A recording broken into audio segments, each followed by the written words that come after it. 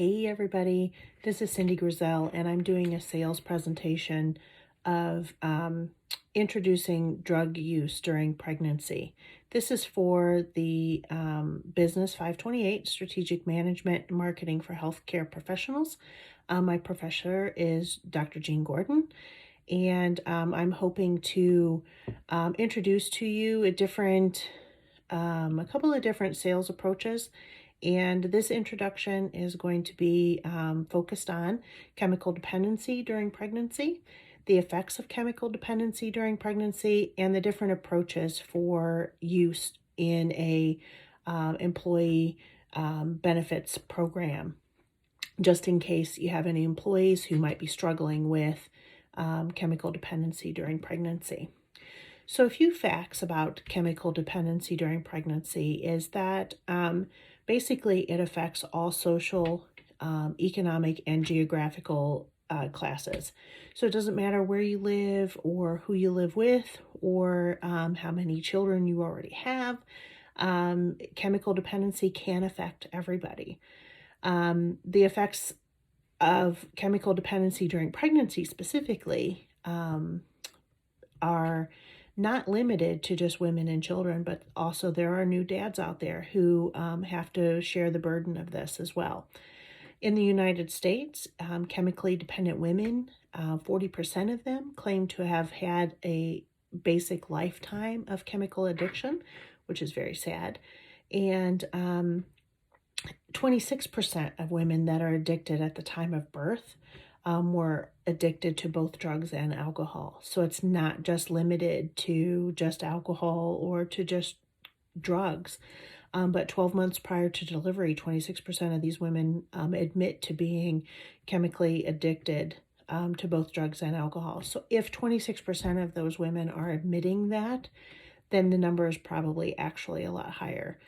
And interestingly enough, historically, by the end of the 19th century, women made up 2/3 of the nation's opium and morphine addictions. So 2/3 of that were women. So so it's not a new phenomenon for us.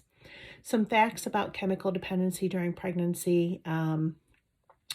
Maternal alcohol use during pregnancy is attributed to a range of ill effects on the children that are born to these women. Alcohol specifically, children can be born with fetal alcohol syndrome. They can be born hyperactive, have attention deficits, learning and memory issues, and social and emotional development issues. There was an article that I read written by 4A in 2016 that addressed these issues. Chemical dependency during pregnancy, the women can be born not the women, I'm sorry. The children are born addicted, which gives them a special set of needs that are required after birth. Maternal substance abuse has really been a public health issue since crack cocaine became widely available and became cheap. And it was a quick way for chemically dependent women to get high. That's cheap and works quick. So that became a really big public health issue during that time. So in using the different approaches for this EAP program that I'm introducing for your organization, one of the approaches is called a stimulus response approach. So in this approach, I would ask you, is chemical and alcohol abuse a problem among the women who are pregnant in your organization? If the answer is yes to that, then you definitely should be considering using this, using our prospect as a mean of allowing your women to be counseled. And another question that I would use in this stimulus response approach are the new fathers in your organization using drugs or alcohol to cope with the stresses of being a new dad, or with the stresses of being maybe in their relationship. And new fathers may not be the ones who are addicted, but they're helping these women who are addicted. So the new fathers need to be added to your EAP program. And then the third question that I would ask is the productivity of your employees who are new parents being affected by drug and alcohol abuse. And this may not contribute to new births. This may be, with employees who are relatively new parents, maybe have toddlers at home, and their productivity is being affected by their drug and alcohol use, which is affecting their ability to take care of their families. And the last question that I would ask in the stimulus response approach would be, do you want to help your employees cope and improve their overall productivity? If the answer is yes, then I would recommend that you contact our agency to get more information about how we can help your employees. The other formula that we can use is called a selling formula. And in this selling formula, there's a couple of different, we're going to create some awareness about this issue for your employees, and create a campaign that directly appeals to the target audience. And in this case, it's pregnant women. We have to conjure up some interest also. So the campaign is going to be consistent. It's going to provoke the participants to ask questions about the program, make them interested, and keep them interested in the program so that they can finish it. And then we're also going to create a desire. The women in question need a program that's interesting to them, something that they'll be able to relate to, but they need to be able to trust the leaders of the program, and that would be the organizational leaders.